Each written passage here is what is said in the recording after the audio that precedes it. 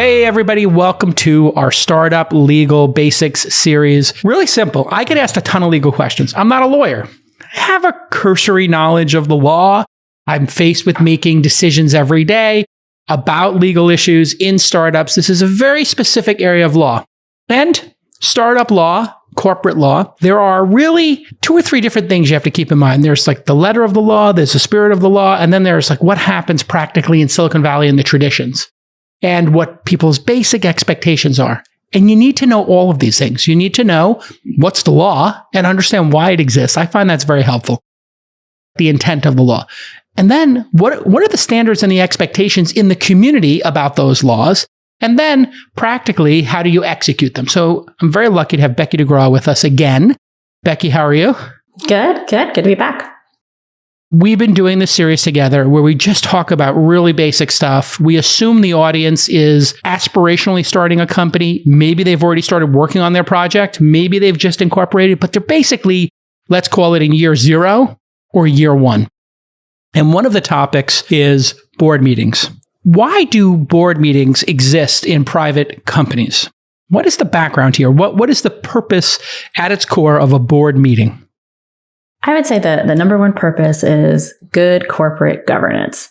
At the end of the day, like the board is, driving the direction of the company, setting, the strategic plan of the company, and is in charge of a lot of responsibilities, of guiding the company. So the board should meet on a regular basis and discuss how the company is doing, particularly in early stage companies, right? As when you're getting things off the ground, you may have a plan for sales and for marketing and for your product. How is it actually working in real life when you're getting out there? Is it coming all together perfectly? Because that's usually not the case. Usually you have one plan, you set out on that, you realize that that isn't quite working, we need to figure something else out. The board meetings are a great place to have that conversation and to figure out what's working, what's not. When you have investors on your board, that's a good time to give them an update and for them to help too, right? I mean, most of the time, the people that are sitting on your board should be experts in the industry, should be good advisors for you. And if you're struggling to figure out why do we keep having customer churn here, or why can't we get traction with the right customer base, maybe the folks around the board can also help you figure that out. Okay, so in a way, it's a forcing function that X number of times per year, and we'll get to what's the proper cadence, depending on the stage, the board gets together and reflects on the performance of the company and what the company's plan is. And so it acts as a way for there to be a discussion about the big picture. But there's also some items that are housekeeping, I guess most people would say, and sometimes they even call it that, like, hey, do we have any housekeeping at the end? So we should get into both of those sort of functions. But legally, are private corporations forced to have board meetings? Is it a legal requirement? And then if so, how often are they legally required to do so? It's not legally required. There are certain things that the board has to approve, and you can do those in a meeting, or you could do them by unanimous written consent. And a lot of our early stage companies do them by unanimous written consent before they have meetings or in between meetings. If your cadence is only once a quarter and you need to get something approved, you do it through a written consent. There are certain things where you would want to have a meeting and to show that there's been a discussion about it. Particularly really big stuff like a big financing, an M&A transaction for sure, right? You don't want to just say, oh, well, we didn't have any discussion about it, but I just sent around this unanimous written consent. We all signed it. We're all good to go. Those types of transactions, there probably should be something more than just asking for a signature. You probably should have a conversation about it. But other than that, there's not really a legal requirement to have a board meeting. Okay. Now, the cadence of these. I have always been asked when I form a company, how often do you want the board to meet? And I'm always like, I don't know. And it's like, well, it depends. And what would, your investors like to have? What would you like to have? And usually for a neophyte and somebody, starting out, you just don't know what is the proper cadence. And I've had people say we should do this, other investors. Okay, I want to meet monthly. And I'm like, that seems like a lot. And then I've had other people say, let's meet twice a year, 4 times a year. And I'm like, maybe that seems too little. So what in your mind is a good cadence for a company, let's say that is raised $1 million, has 2 seed funds in it for $500K each? I'm just picking a common scenario here in Silicon Valley. Yeah, I would say once a quarter is pretty reasonable for that setup. And maybe you increase that frequency around you're starting to burn cash and you're getting close to your cash out date and you haven't found a new investor, right? Maybe you need to start checking in with the board more frequently to make sure that you can find funds before the company gets to cash out. You can always add in an extra meeting throughout the year, but I would say a good cadence is probably quarterly. Then how many people should be on the board in the early days, and how should those be set up for representation?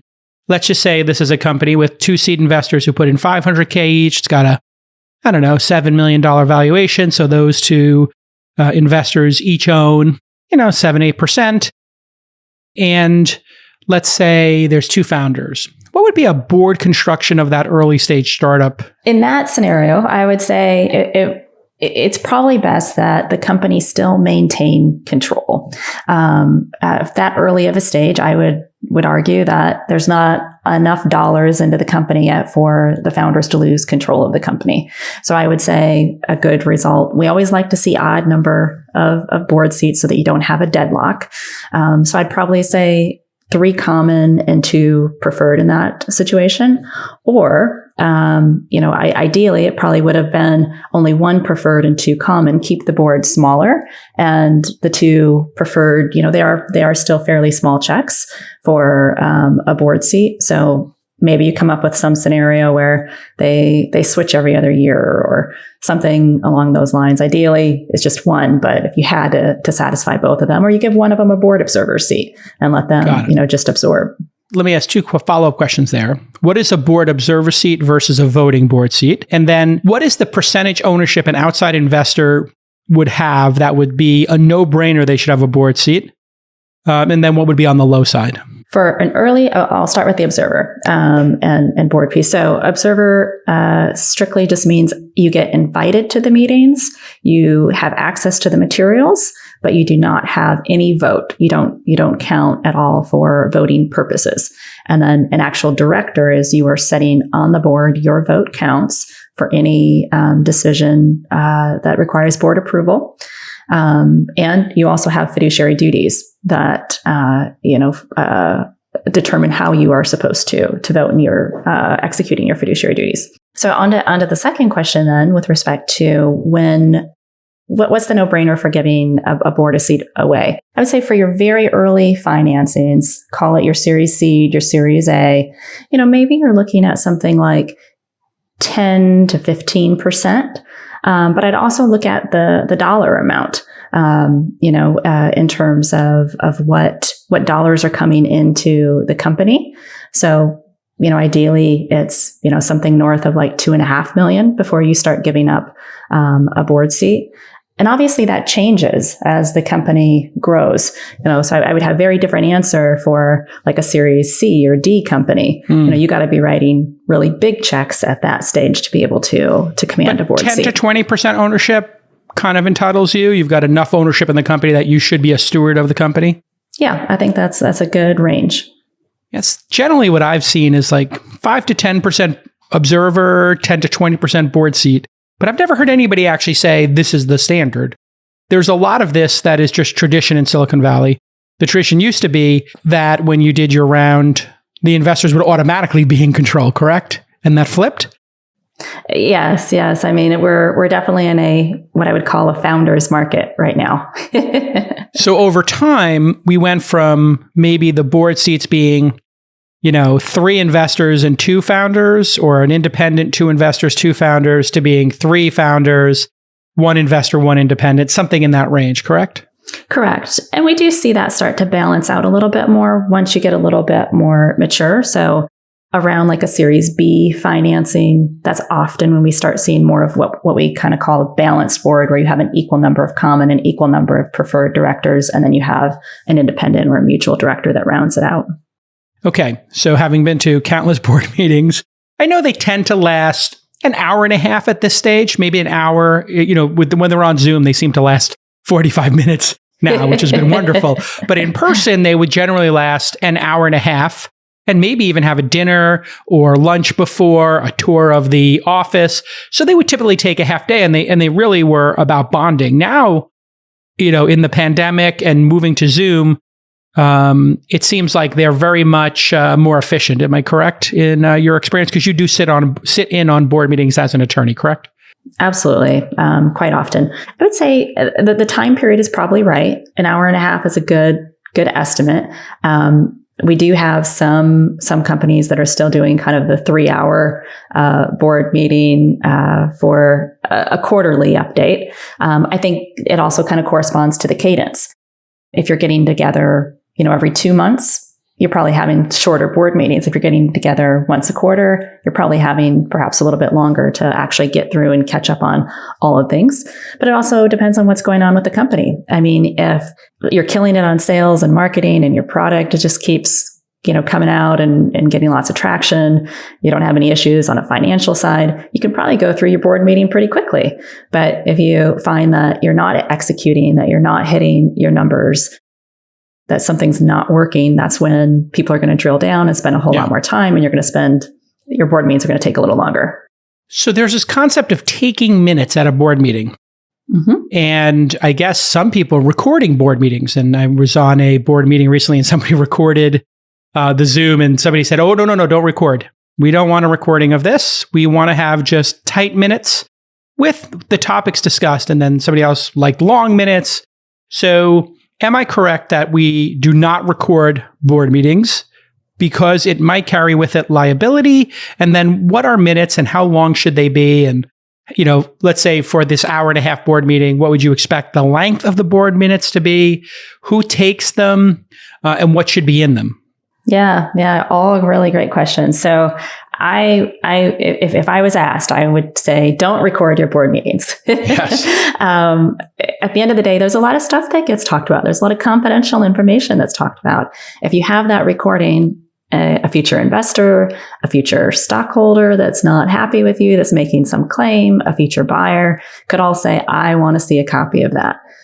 You may not want to share a copy of it. So I wouldn't suggest recording them. It would encourage. If you were on the other end of it and you were to covertly record it, you could be breaking the law depending on the state you're in. Is that correct? I know you're not a... Yeah, this is a little out of my wheelhouse, but I know that wheelhouse, but I know that there are really bad. Yeah, I know you have to. I know in certain states you have to have consent. Permission to record people, and I don't know exactly. I know California is that 2-party consent, and I think New York wasn't. I remember when I was a journalist, they really drilled this into us. The California folks who are journalists wouldn't be calling certain subjects because they would have to disclose they were recording, and the New York journalists could call. So if you got called from a New York journalist, you could assume they were recording, and if you asked them, they might tell you they are to take notes, but they weren't obligated to tell you, which was really weird. So continue about minutes. So we're definitely not recording. I agree. Definitely not recording. Then minutes, long, short, are they more like a transcript? Are you using quotes of what people said, or are you just saying, we discussed a possible acquisition of company X, we discussed a fundraising, we discussed, the new hire of a CTO, and just leave it brief and tight? I encourage for standard board meetings, brief and tight. Simple is better. And the way I think about it is these minutes are in the corporate record. They are, again, from the people that could request to see them and will definitely request to see them, future investors, future buyers, and the potential claimant who is potentially suing the company.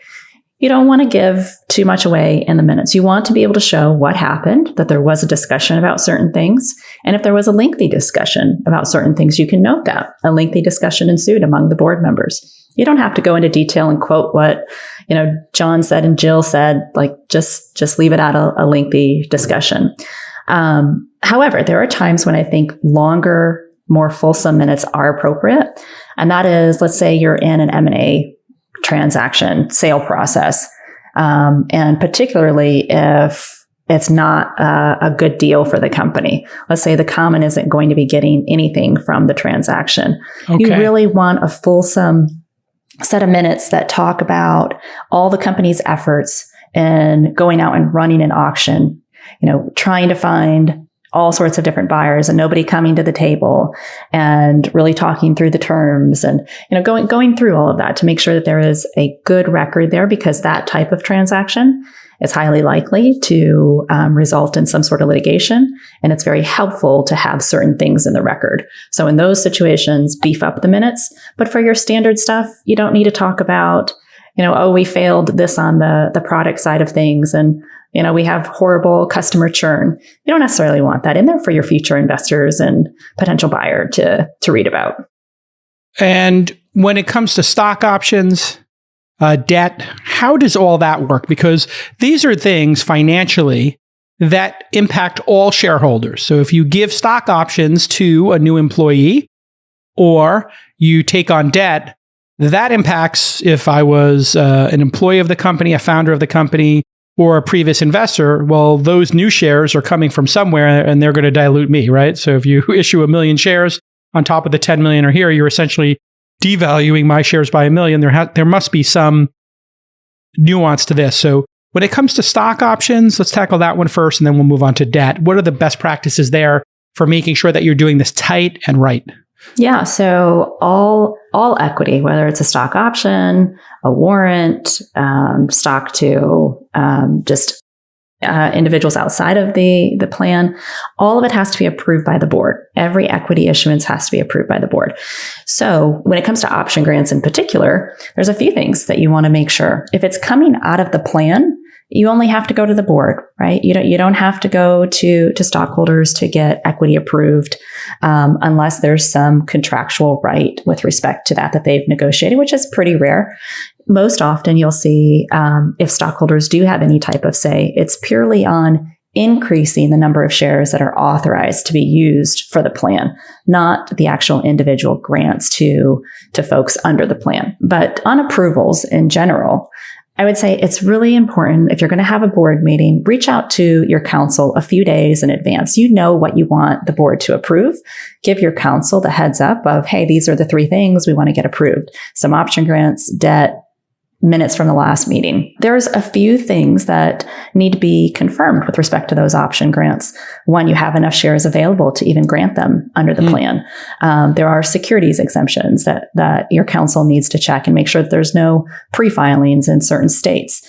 Debt, they'll want to check and see if there's any stockholder requirements that are also needed.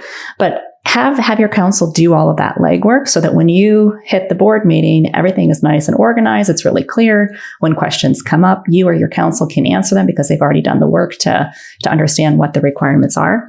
And then I also really like to include actual just like proposed resolutions, that you can include in your pre-read materials that go out of like, hey, these are the things we're going to ask you to approve. It makes running the board meeting just so much smoother. If I have found that if things are really well organized and the board thinks that, okay, this is all great and everything's running really smoothly and everybody's looked at this, it's much more likely to get approved than if you're like, oh, I don't know, I didn't think about that. Oh, I have to go back and check that. It starts making people nervous, right? Like, maybe we need to wait on this. Maybe we revisit next time. So people won't have as much confidence in it. So the idea here is if you set a very tight agenda, your board meeting will have a greater chance of inspiring confidence and will go efficiently. I've had people even say, here's our agenda for today. Everybody starts with the agenda of the meeting. And they say, we're going to spend 10 minutes on this, 10 minutes on this, 10 minutes on this. Then we're going to move into this discussion, which will be 30 minutes. And then we have 5 minutes of housekeeping to approve the minutes and the 409A and yada, yada. So people actually even putting what they anticipate the amount of time they'll spend on that. And then they're sitting there checking it off and saying, okay, we're going to move on to accounting. We're going to move on to sales. We're going to move on to hiring. And that really has helped some of these. Okay, we're going to do another Startup Basics just on option grants because that is in and of itself a topic, correct? Yes. Lots to unpack there. If you would like to see the entire list of Startup Basics we're doing, legal, accounting, all of these different topics, you can go to thisweekinstartups.com/basics. Or you can go to youtube.com/thisweekin and you can see a playlist right there on the channel page.